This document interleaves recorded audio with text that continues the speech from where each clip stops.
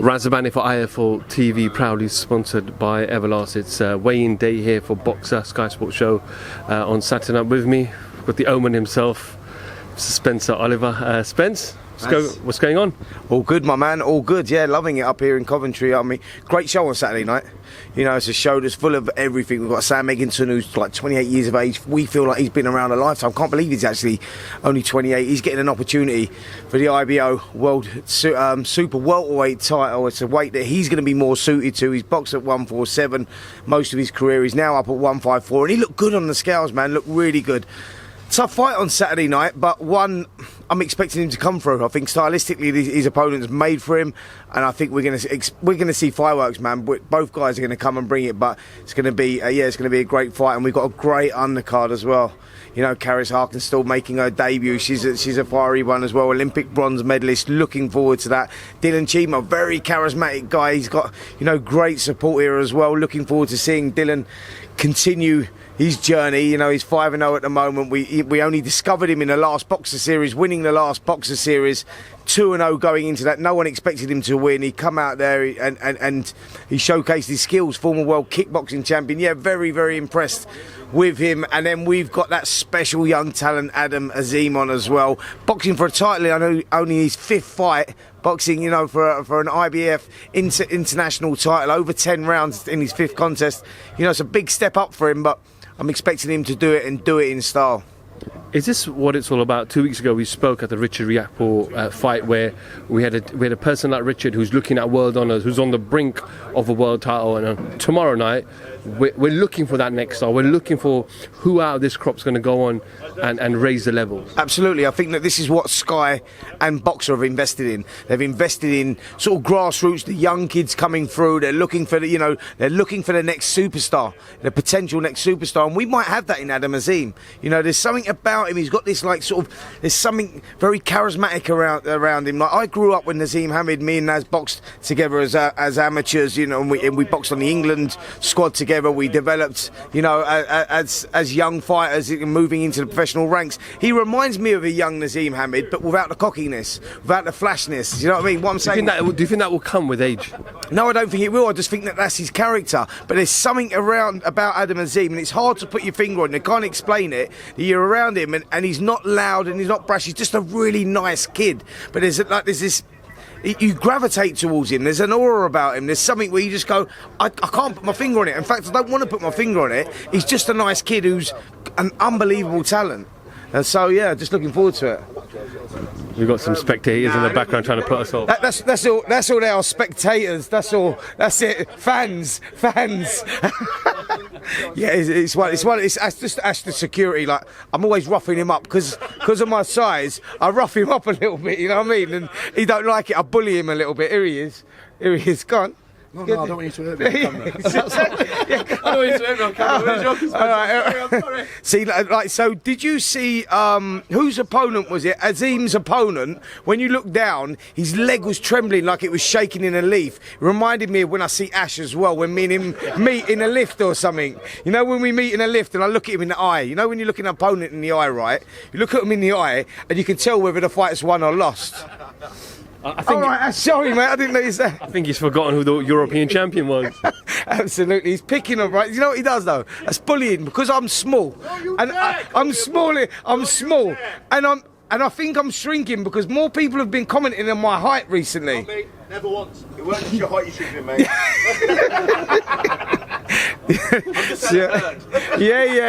Yeah. You know what they say about small men, right? Small feet. Anyway. So going back to Azeem. Special talent, man. And I felt that his opponent felt his presence in there today. And I'm expecting to see something special from him. I predicted a first round knockout, you know, against a guy who's generally normally quite durable, but I just think there's something about him. And I go, if he gets through the first round, I see him taking him out in the second. There's something about him that, you know, that I've been around the game a long time, and I've seen a lot of good fighters come and go, and like I say, I compare him to a sort of young Azeem Hamid without the cockiness, but with the talent. Spencer, over the last couple of months, Sky have been very successful in signing people like Karras, people like Lauren, Ben Whittaker, Fraser Clark. Caroline Dubois, the Olympians. But it looks like they haven't secured Anthony Joshua. Obviously, it looks like he's going to move over to DAZN. I know there's yet to be an official announcement on his TV broadcast, but from what he's posted so far, is it a shame to lose someone like Anthony from the platform? Yeah, definitely. You know, Anthony Joshua. You know, he started on Sky. You know, Sky was, you know, they have always had a great working relationship together. I know Joshua, you know, from the amateur days, we go back a long, long way. So, yeah, it's a shame that we won't be covering the fight, if I'm totally honest. And I think the deal is done now with DAZN. I don't know where that leaves Sky, as in with the broadcasting side of it. I think that's pretty much a done deal now. So, yeah, it's a shame because we've done Joshua from the debut right through. You know what I mean? We've had some great nights with Josh, you know, right up to winning the world heavyweight title against Klitschko at Wembley, and you know what I mean, all the defences and the losses against Ruiz, coming back, winning out in Saudi. It's been a wicked journey, man. So it's a shame that we won't be covering that, but it is what it is, you know. Joshua's got to make his own decisions. He's a good businessman, and he's obviously had a good deal offered to him by DAZN. So good luck to him, man. Listen, boxing's such a hard sport. Every time fighters get in that ring, they put their lives on the line. So you know what? They got to get as much out of it as possible. The deal with DAZN, if financially that's a better deal for him, then good luck to him, you know. He's getting a lot of criticism online when people are talking about his loyalty to Sky and Sky brought him up. But when you get to this level in your career and you are prize fighters, it is about maximise on your revenue. Raz, that's exactly what it is. You know what I'm saying? Like I say, every time a fighter gets in that ring, he puts his life on the line. That's the reality of it. Do you know what I'm saying? And people don't realise that. So you're trying to secure a future for your family, for your kids, for their kids. All right, everyone's going to go, oh yeah, but Josh, he's earning so much money anyway. How much money does he need? Listen, you've never got enough money. I mean, you know that. Look at the money you've got, and you're still coming around doing these interviews. You know what I mean? Still coming around doing these interviews for the love of the sport and all that. But no, I'm being on a serious one. It's it's one of those. It's he's got to do what he's got to do. And that's it, you know, and good luck to him. And let's hope that he pulls it off and becomes a 3-time world champion. I think he can do it, by the way. I really do. I think he's just got to rediscover that rawness that once took him to that world heavyweight title. He recognises that. So what I think he'll do is he'll go out there and he'll roll the dice early. And that might work in his favour, or he might pay the price. I think that's the excitement of it. But I think we can guarantee that Joshua's going to give it a go. Spence, how much pressure is there now? Because he's brought in Robert Garcia, obviously teaming up with Angel Fernandez. But he's had a complete restructure of his team, his backroom team. He's got a new trainer in. He's going into the fight of his life. How much pressure is there with all those changes as well? Massive pressure now, because you know Anthony Joshua is the golden goose, right? Whether you like it or not, and even after his losses, you know, to Ruiz and to Usyk, he's still the golden goose. Another loss again, it's going to be damaging. It's going to be really damaging. That's where the pressure is at now. He knows that. He knows he needs the win here. Like another loss now, and you won't have seen the last of Joshua if he does lose a game, but it's very damaging to his marketability, to his value.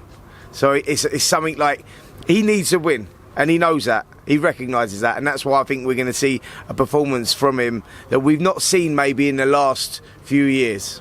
Alexander Usyk spoke on the top table about what lays beyond Joshua, and obviously he spoke about becoming the undisputed champion.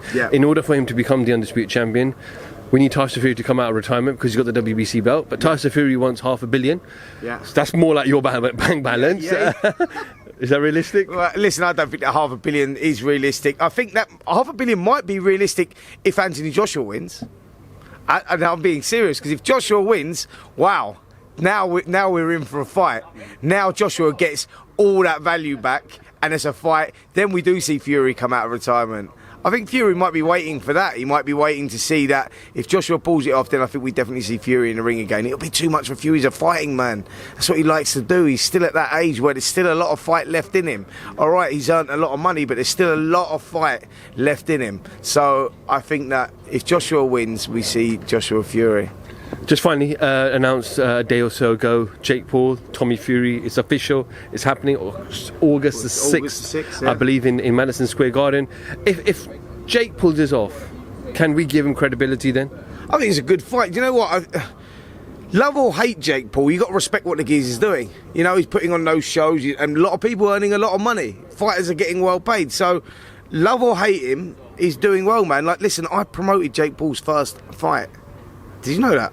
You didn't know that, did you? So when Joe Weller boxed KSI, yeah, Jake Paul boxed in the undercard. I know it wasn't. It was when, because I done that fight, KSI and Joe Weller, and then I done KSI versus Logan Paul 1 up in Manchester. I promoted that, yeah, and on the undercard, Jake Paul boxed Deji, who's KSI's brother. So he's gone from there to where he's at now, and I'll respect the geezer for that. I'll go like, you know what I mean? I know he takes a lot of shit, he takes a lot of criticism, but respect what he's doing. You know, he's doing that, and he's bringing new eyeballs to the sport. And actually, even Tommy Fury's a good fight because he's improved a lot. The kid's committed, he's doing it, he's putting the groundwork in. When you saw him box in Manchester against Deji, I'm not going to lie, he was just a white-collar boxer. He was very average, like very average. He's improved a lot. And he knows there's a lot on the line here because of what's been going on with these two. Jake Paul's not the type of guy that's going to get in there and get his ass kicked. So, who knows? It's one of them. I can't really tell you who wins that. So basically, if anybody wants tickets for the fight, hit you up.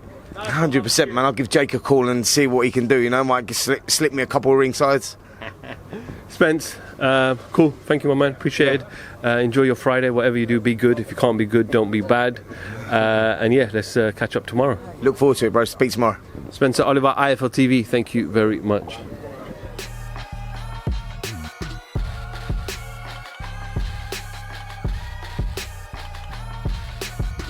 Download the Everlast Fitness app and find your greatness within.